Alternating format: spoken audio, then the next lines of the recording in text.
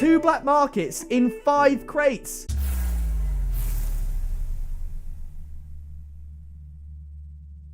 Yo, you actually did it. 20,000 likes on a video. Please do just drop a like on the video as it really helps the video. Let's see if we can hit 20,000 likes again. And if we do, I'm considering doing a massive Christmas crate opening live on YouTube. And you don't want to miss that. Also, I've still realized that despite me saying in a couple of videos, there's still over 70% of you watching this video right now aren't yet subscribed to the channel. So please do drop a sub down below and turn on the bell so you don't miss any videos, because you're not going to want to miss the month of December. It's going to be unreal. So click subscribe to join the Pixel Army and join us on the road to 1 million subscribers. Another exciting thing, of course, is that Rocket League Season 2 is right around the corner, and I urge that you do use a supporter creator code. If you want to support me and help videos like this keep going, then please use code Pixel Army. But if you don't want to use mine, at least use someone's code so you can support them as well. This video wouldn't actually be possible without the help of everyone that's using code Pixel Army, because as you can see by my inventory, I've spent a lot of credits on 200 golden pumpkins because you guys hit 20,000 likes. Absolutely unreal. So I'm just going to ask you right now to pause the video and make sure you're well situated. Whatever gang you find yourself in, if you're in bed gang, maybe get a couple extra pillows. Toilet gang, get prepared for a numb bum if you're going to stay there.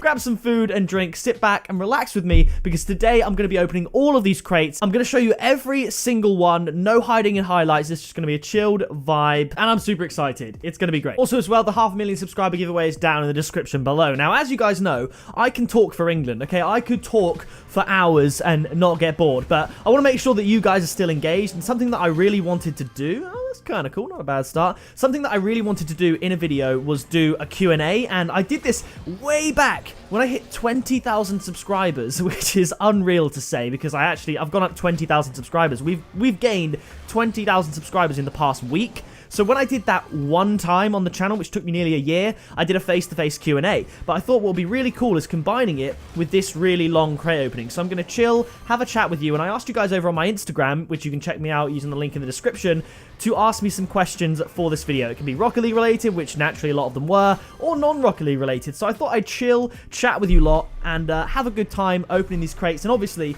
200 crates, we're going to get a black market, right? Unless Rocket League is royally fisting us today, we're going to get a black market. So I'm just going to open the crates, react to what's necessary. You guys can sit back, chill, relax. If you've got some work, homework gang, or, you know, work gang, you can sit back and chill and just listen to the questions. So I'm just going through my Instagram and answering these questions that you guys have asked me. So Costa Brown says, do you have any other jobs? And I actually don't. I'm a full-time YouTuber, content creator, / streamer, all that good stuff, and soon to be full-time TikToker. That's a joke. I don't make any money off of TikTok, but I haven't really told anyone about this in a video, but I did obviously say over on TikTok, I'm doing a 100-day TikTok challenge, because I've been saying to myself, for the whole year, I want to start posting on TikTok. I see people posting clips of me getting hundreds of thousands of views, and I'm like, well, hang on a minute. I'm the one making the content. They're uploading it, and loads of people are seeing it. Why not cut out the middleman and give you the best access to sneak peeks, upcoming videos, and just random content that YouTube never sees over on TikTok? Why don't I do that? So I've started to do that, and I've said from November 21st, oh, that's kind of cool, to March the 1st, which is 100 days, I'm going to post some form of content on TikTok. Whether that's a live stream, which oh no, Burnt Sienna gang, I'm not joining. I'm going to need more convincing than that. I'll tell you what, I did it once, I got a Burnt Sienna Sub-Zero. At the moment I get a Burnt Sienna Black Market is the moment I join Burnt Sienna gang. How about that? Yeah, so I'm trying to post on TikTok for 100 days straight and see where it can take the account. From 2,000 followers, which I sort of built up over lockdown, over summer, just doing random comedy skits, and see where I can get from March the 1st. And my goal for 2021 is 100,000 TikTok followers, so that is the goal. But in answer to the question, yeah, I just do YouTube for a living. Ooh, white sticker bomb. Okay, the next question. It's Farm says, how did you get into Rocket League and trading stuff? Now, this is a phenomenal story, because obviously Rocket League is vastly responsible for my sort of success on YouTube, I guess you could say. And the way I found it was through a friend of mine, Max. He was the one in the freestyling video, which I know some of you didn't see, but if you go and watch the recent freestyling video I did, I was playing with Max, and he was the guy who made a Rocket League video. One of my real life friends who I went to school with, he made a Rocket League video on his gaming channel, and I was like, man, that looks hilarious. Let me get that game. And the first time I got Rocket League, I almost uninstalled the game because I was there. Oh, Billy Big Bollocks. I was like, you know what? I don't need the tutorial. I'm going to hop into ranked. And this was in January or February 2016, which means I don't have the established 2015 title, which is a little bit of a rip. But I thought, you know what? I'm just going to hop straight into ranked. I'll be fine. Playing on keyboard and mouse on a very old laptop on the worst settings just so Rocket League could actually run. And I not hated it, but it was infuriating because I couldn't do anything. I was so bad at it. If any of you remember your first time picking up Rocket League, which might have been very recently given the whole free-to-play situation, you'll know that if you've never played the game, it's a very difficult experience. And there is an ouchie. Okay, BCN Tail says, why did you choose Rocket League over Fortnite or any other game? And I've said this many times as well in stream to my friends. It's truly because, one, I've never had my attention captivated so much by a game. Rocket League is the most unique game out there. There's no game like it, and apart from Supersonic rocket-powered acrobatic battle cars, I tried to get it right first time, but I failed. But it's just unreal. Okay, let's see. Do you have any other jobs? Just read that one. Overall, how's life? Really nice question there. Overall, life is really, really good. By the time this video is uploaded, the gyms will have opened up again. I've obviously been not going to the gym for the past month because of lockdown, so I'm excited to get back in there. But overall, life has been an absolute roller coaster. The last couple of months in particular have been insane. Making videos, reading comments, making TikToks, doing Twitch live streams. It's all been unreal, and I have you guys to thank for all of the support. And someone else says, how are you able to get so many items? Is it mostly from YouTube? So back in the day, about 4 years ago, I would, when I'm making videos, I would very kindly, like, oh, steady on. Oh, it's a regular Kalos wheel. People would very kindly, I should say, offer to donate like 5 crates or 10 crates for a video. My crate opening started like that. Oh, Crimson Gang. That's what I'm talking about. I'll always be part of Crimson Gang. Burnt Sienna's not the one. I think partly the reason I'm not Burnt Sienna Gang is because how much I love Crimson so much, and I feel like Burnt Sienna just disrespects the Crimson. Speaking of Crimson, actually, it's a very Crimson-looking item shop today at the time of recording, but people would maybe donate like 5 crates, and then I would say everyone's name in the video that helped me make that video with the crates.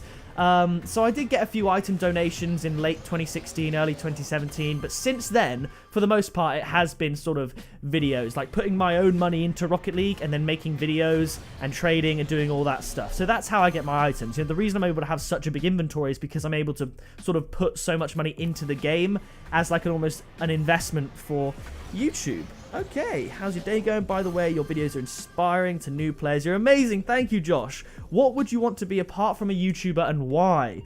Deep question, but I love it because obviously a few years ago I was very much faced with this reality. I became a full-time YouTuber in February 2016, and that was halfway through a gap year in which I was working at McDonald's to get some money. If you guys know the McDonald's days, you know. And then I was due to go to university in September 2017, which means by now, I think I would have graduated. Exotic check. Oh, there we go. Oh, purple striker exotics. I'll take that. I'll tell you what, if you like purple, you're going to like those wheels. And the striker ain't half bad. Still yet to get the purple blow of the black market, purple glow, but I have faith that we will get it. But yeah, I was going to go and do film and cinematography at university, but to be fair, I don't know how that would have translated into a career, because I've said this before, I've said this on live streams, it's very, a university degree doesn't have the pedigree that it used to have, and now it's almost like everyone has one, so no one cares. That's not entirely true, and there are certain jobs you need a degree, but for the most part, people don't mind as much, and I feel like my YouTube channel and my shown and proven work ethic online is a better sort of resume / CV than any degree could give me. So I don't think I'll ever go to university, which is a bit of a shame because it sounds like a really fun social time, doesn't it?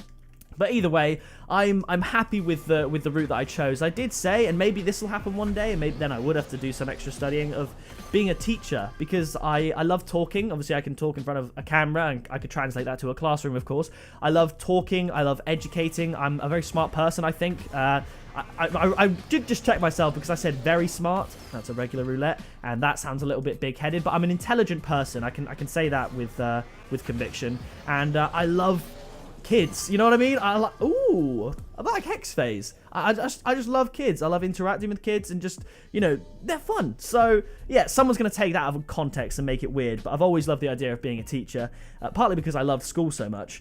Okay, someone said, how did your parents first react when you were colorblind, when you first found out you were colorblind? And here's the exact thing. So I was at school, I did a picture, I drew a picture, I colored it all in, and the way they reacted and found out, or decided to get me tested for being colorblind, they said to me, why have you colored the sun in green? And I was like, I haven't, it's yellow. You know what I mean? You know, everyone used to put the sun in the top corner of the page and you'd color it in. Obviously, you'd want it yellow. You want it bright, bright yellow. And that's exactly what I was going for. I bottled it and colored it in green. And that's where the questions started happening. Next question is, any thoughts on moving to America? Doesn't say America, it literally says America. So, honestly, I adore America. I've only ever been one time, and it was for my 10th birthday. We were there for a couple of weeks visiting my auntie who lived in Texas at the time. And when you live in the UK and you go to America, it is just true. Everything is bigger and better. Like, I say better, like there's obviously so many positives to living in the UK versus the US. I'm not going to get into that political debate. But as a holiday destination and as a child that was just fascinated with American culture, it was possibly the best 2 weeks of my life. It was unreal. But as far as moving there goes, I think I'm too heavily rooted to my home. I mean, I'm still living in the town that I was born in 22 years ago. And someone did ask me how old I was. I'm 22. I turned 23 in March. How would you recover from a scam? Okay, so I've been scammed. Many of you guys know. I got hacked a couple months ago. That was the phishing link scam. That was one of the biggest ones. Another exotic. Come on!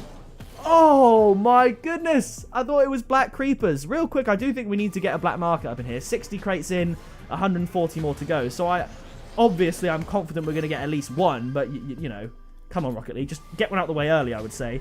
But honestly, recovering from a scam, I think the first part, because more so than losing the items as well, that was quite cool, Lime Striker. The whole idea of a scam is quite scary, because not only do you lose things, you feel that pit in your stomach where your privacy almost and your security is compromised, because whilst the scam is going on, particularly with the phishing link scam, I was very much aware that in that moment when I was frantically trying to fix everything, there were malicious people out there with access to my account doing things on my behalf to my detriment, and that was genuinely scary.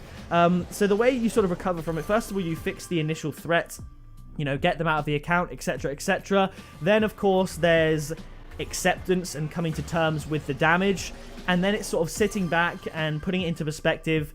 If it isn't as bad, like it was bad, it was quite a few £100s of stuff I lost, but in the grand scheme of things, the way I stay generally positive overall is I look at it at the bigger picture, and whilst it sucked, it was scary, in the grand scheme of things, like in 5 years time, it's not going to matter. And I think that's really the way I like to look at things. Some people say if it's not going to matter in 5 years, spend no longer than 5 minutes worrying about it. You can't necessarily translate that to every situation in life, but for the most part, it can be done. So I think you've just got to accept that what's happened. You'll feel stupid usually when you get scammed. You'll feel like an idiot, as I did, because you feel like you've been sort of outsmarted, you've been conned basically, and you just almost have to accept that. Come on. Oh, K2. Oh, okay. Pink. Not bad. Not bad. So it's like acceptance, realizing that it's not the end of the world. I think that's...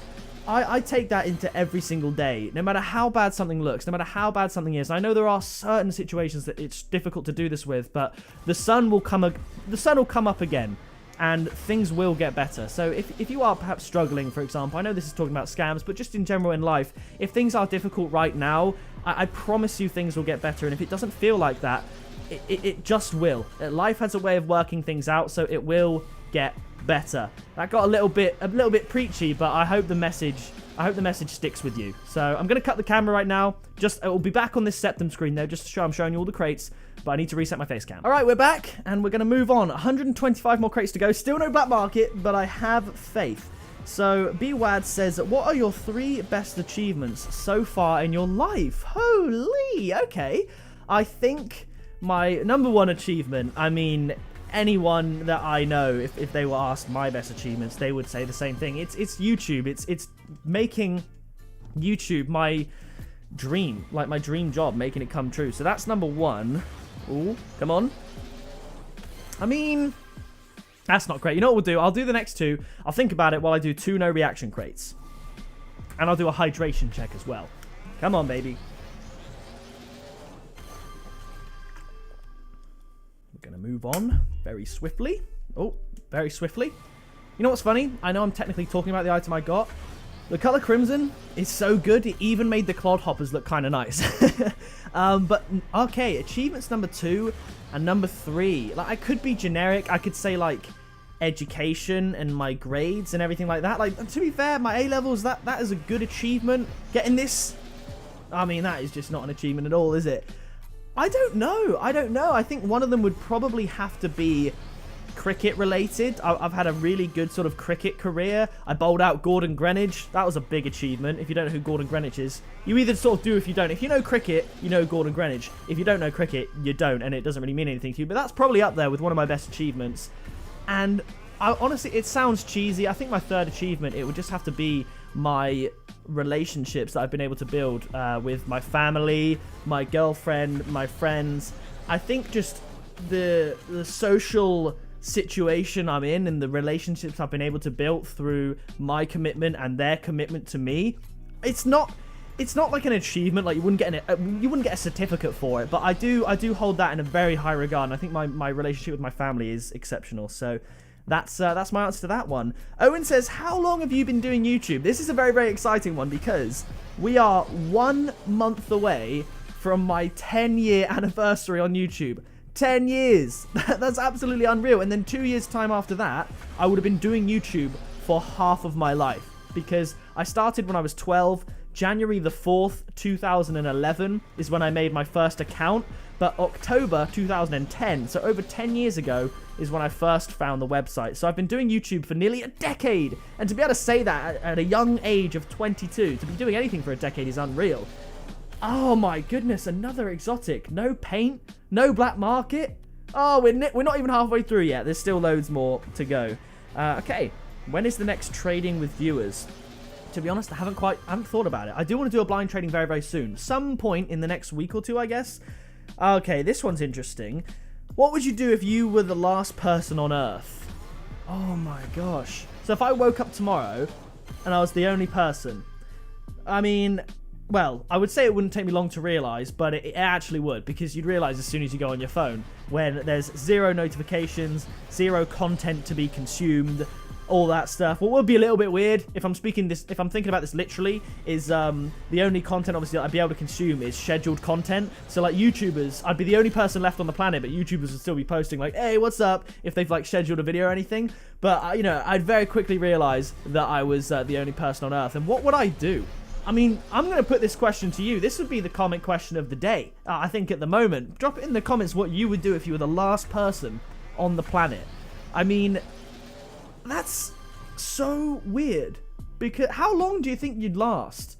Because if you're the last person in the planet, you have access to everything, I guess. Like, you can break into property and do all that stuff. So you'd be good for a long time, like at least a year, right? Because there'd be so much food, so much long life food. But then again, you don't know how much goes into the upkeep of like humanity. Like, of course, the first month you're sitting pretty because you've just got supermarkets, shops, you're living your best life.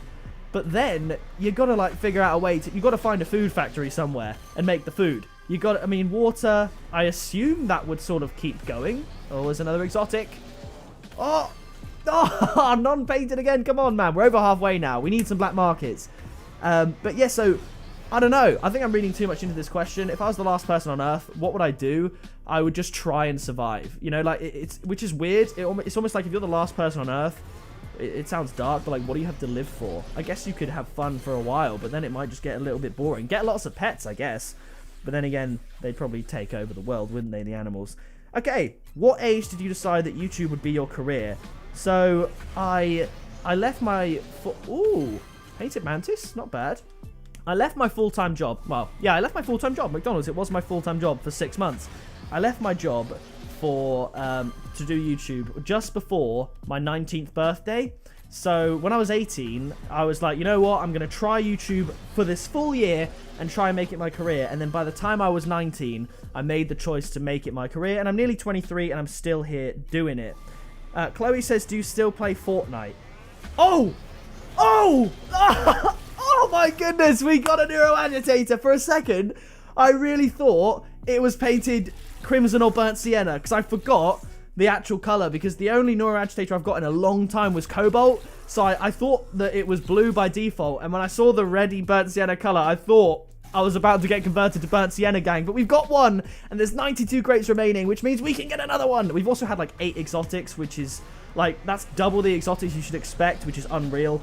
But yeah, Fortnite, I don't play it much, and I only ever really play it with my friend Kieran, who you would have seen in the gameplay videos, and I only play it. I don't play it for the regular mode. I don't play it for arena. I only hop on if they've got a sniper game mode, because sniping on Fortnite was always one of my favorite things to do, and I love sniping on Fortnite. So if it's one shot or sniper shootout, I'll hop on and enjoy an hour or two of Fortnite, but other than that, it's nothing really.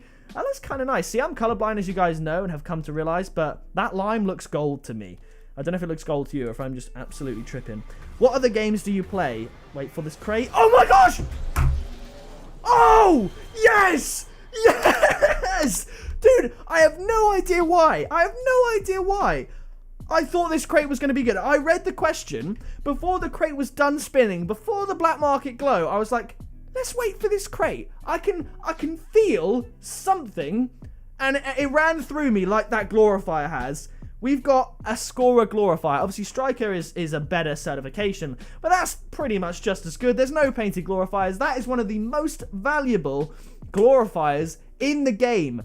Oh, wait, how far apart were these black markets? 2 black markets in 5 crates. 2 certified black markets in 5 crates. That's the luck I'm talking about. That's the luck I'm talking about. Oh, an import. Here we go. It's all kicking off now.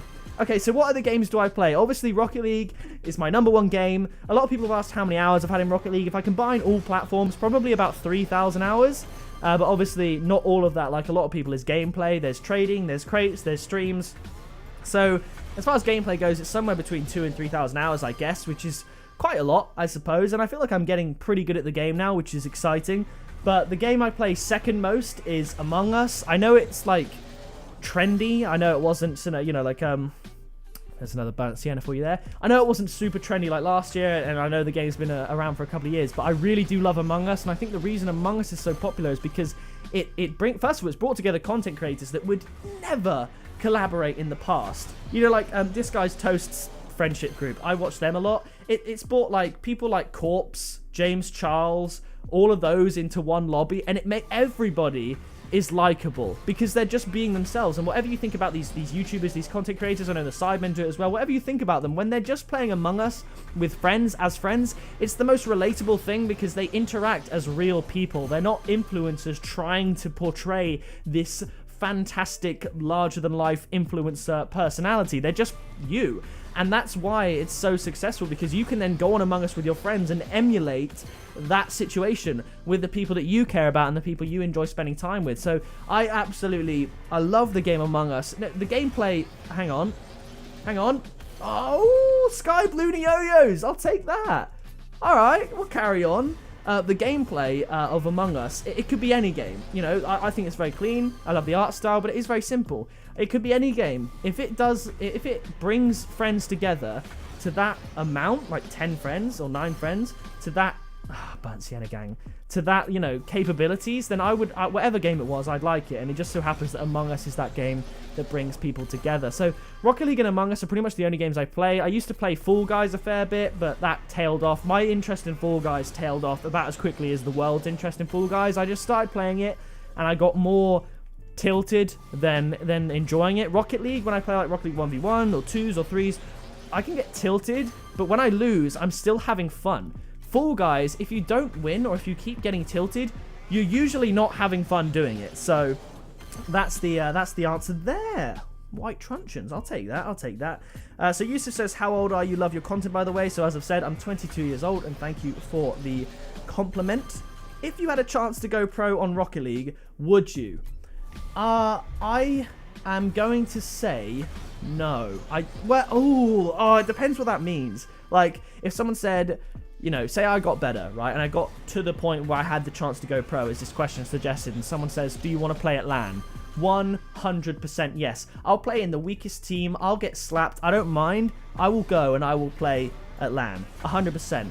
Would I commit my life to being a pro player, you know, do a tournament, wherever you place, you go back to the training grind, you do all that? The answer's no, because I don't have the time, and my passion is YouTube. It's not Rocket League Pro gameplay. So don't get me wrong, I absolutely love playing the game, but I've always said I'm a YouTuber first and a Rocket League player second, whereas some people on YouTube or Twitch or whatever that maybe take breaks during, you know, pro times and all that, they're primarily a pro player that post content on the side. They don't even necessarily make content, to be honest. Like, they might play the games and then they'll have someone like edit it for them and upload it for them and all that.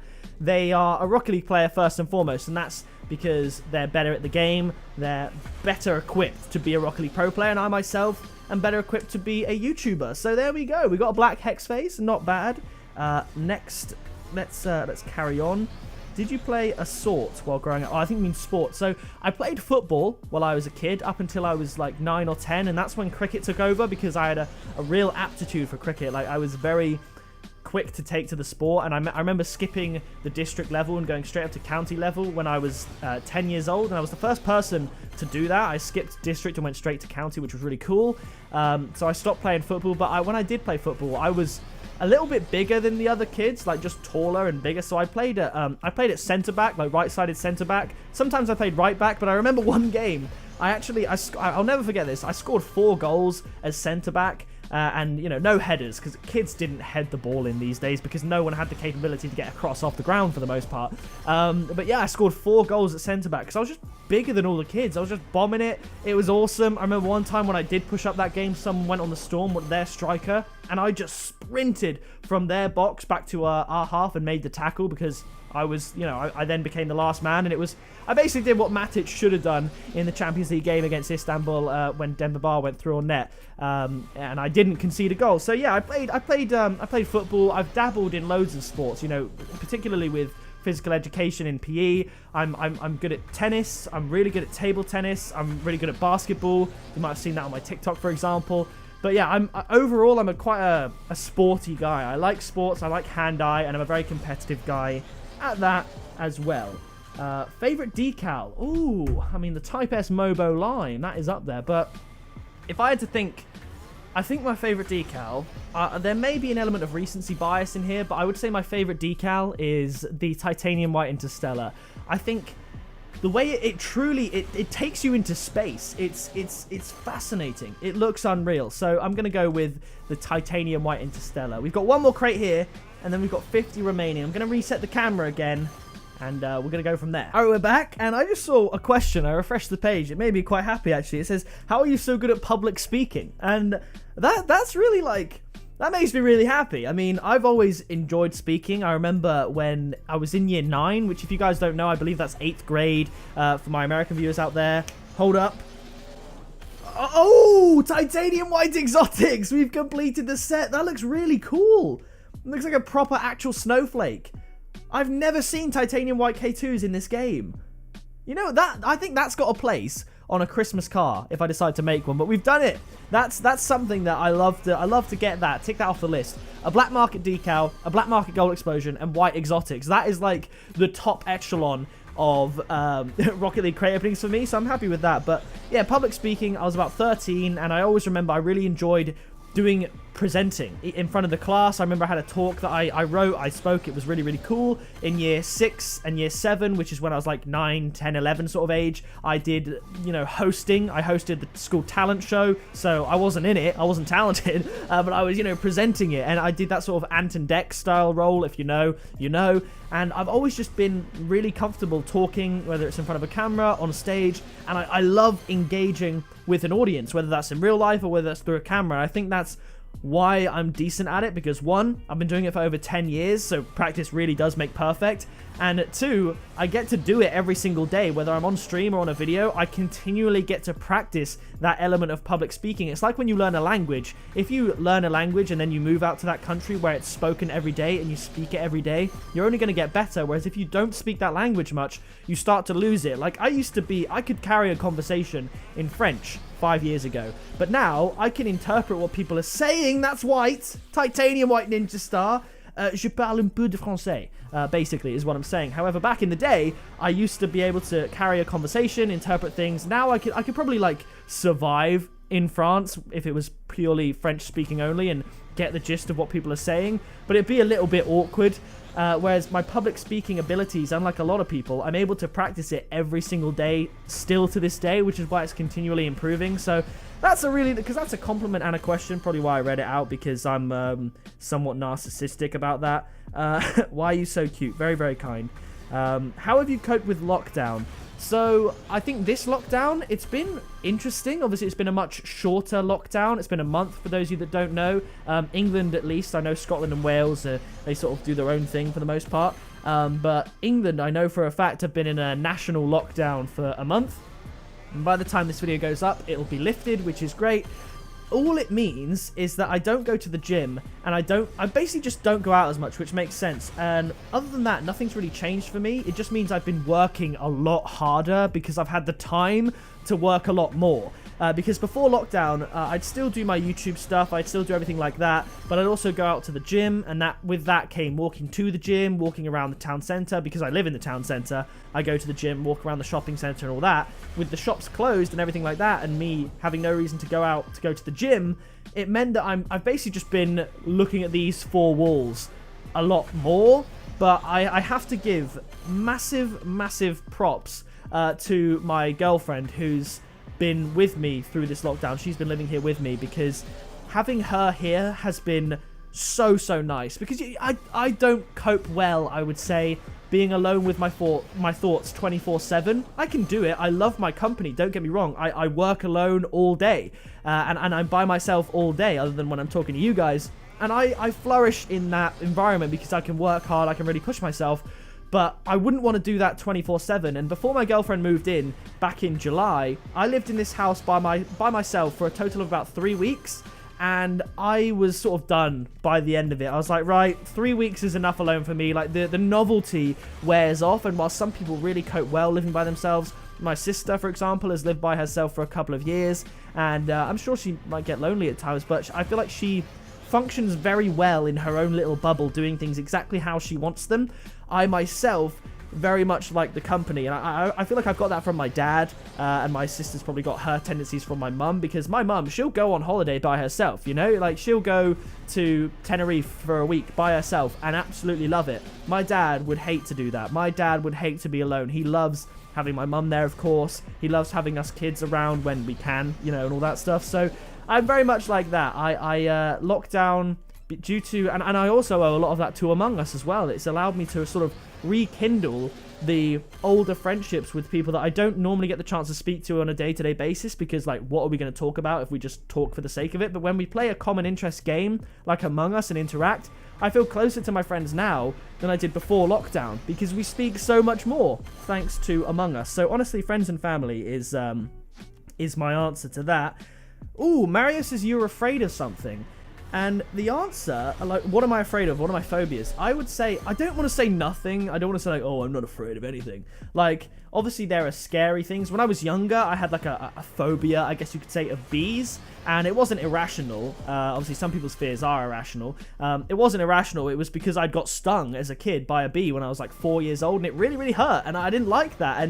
And the buzzing. It's always the buzzing that gets me with a bee. Like, if a bee was silent and I just saw a little blob flying about, it wouldn't bother me. But when a bee gets close to you and it sort of goes zzz, and it goes right in your ear, that used to send shivers down my spine. Now I've sort of almost told myself, like, look, they're not gonna sting you. Like, they're just not. I mean, they might, but you're an adult now, you can deal with it. It's totally fine. I mean, that's another thing. Like, at one point in your life, men most, like, usually as well, some women, they are sort of quite, like, they do cry at pain, like, if they get really hurt. Like, that is just a female trait. That's not sexist or anything, that's just truth. But there comes a point in a man's life, I don't know if it's because men are taught, you know, not to cry, but it's almost like pain doesn't get you in that way where it makes you cry anymore. Pain makes you angry. You know, when you're a guy, you stub your toe, you get angry. Some girls, if they're 30 and they stub their toe and it really hurts, they could cry.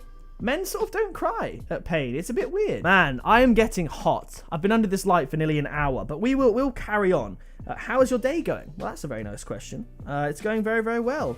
Do you have any other game you enjoy playing off camera? Obviously, as I said, Among Us. I think I'm going to leave it there for the questions. We're going to finish this crate opening in style. Can we get another black market? I mean, this crate opening has been better luck than average, because 200 crates, You're expected to get 2 black markets. We got that, and I'm very happy with the ones we got. You're expected to get 8 exotics. We've got more than that. We've got white ones. We've got sky blue ones. We had pink ones. So I'm very, very happy with that. And also imports, it's been a bit better than average, which for a 200 crate amount is decent because it means you've got some good items. So I'm happy with that. If we can have some absolute firecracker at the end, you know, we've got 10 crates remaining. We're 8 crates now. That'd be awesome. But massive shout out to all of you that do follow me on my social medias and interact with videos like this. And because I could have just waffled and talked rubbish, and I kind of did do that, but at least I had a direction to go in that you guys wanted me to go in because you asked me those questions. I could have just spoke about the crates I was watching, but come on, big finish. Give me something. Give me something.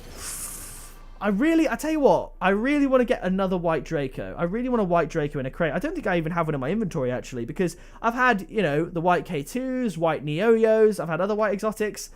I would love to get the white Dracos again. I think they're almost underrated at this point. They used to be, not overrated, but I would say overvalued. They were worth hundreds of credits, well, thousands of credits, hundreds of keys. At one point, at its peak, striker white Dracos in the credit, you know, currency now, striker white Dracos were going for 60,000 credits because the original white Dracos were going for 20,000 credits or 200 keys, and there was a time when striker on an item that valuable times the value by 3.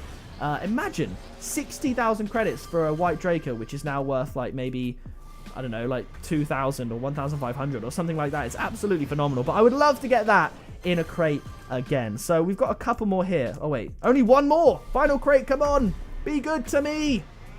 Oh, it's a rare. We're gonna finish with a rare, but to be honest, I'm happy with what we've got. I pray that one day Rocket League do allow us to trade up all these items that I am accruing in my inventory, because we're getting an awful lot. Also, these 5 Dominuses, potentially up to 4 of them are going to be given away, but I've added the winners of the 480,000 and 490,000 subscriber giveaway on Epic.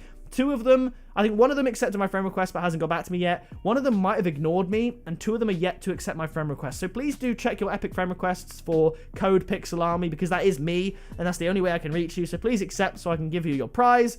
But nevertheless, that is going to do it for this video. We've added to the black markets. I'm going to put them in the archive.